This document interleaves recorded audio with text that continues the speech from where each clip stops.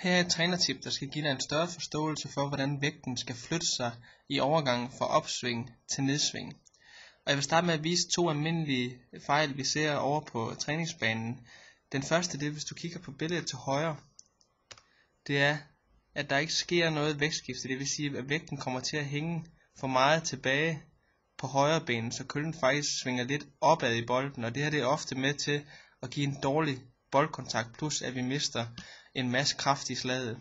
En anden fejl vi ofte ser, det er, at der godt nok sker et vægtskifte, men vægtskiftet sker for meget i overkroppen, det vil sige, det er mere overkroppen, der rykker fremad mod venstre, end det er underkroppen. Så det vil sige, lige her omkring impact, der læner overkroppen sig for meget frem mod venstrebenet.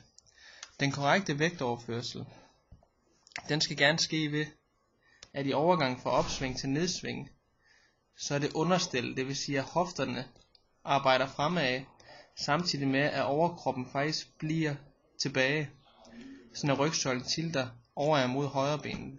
Og en god øvelse til at træne det her, det er en øvelse, som vi kalder vægten frem og kigge bag på bolden. Det vil sige, at man skal forsøge at få vægten frem mod venstrebenet, samtidig med, at man kigger ind bag på bolden, frem for at overkroppen kommer til at rykke for meget fremad.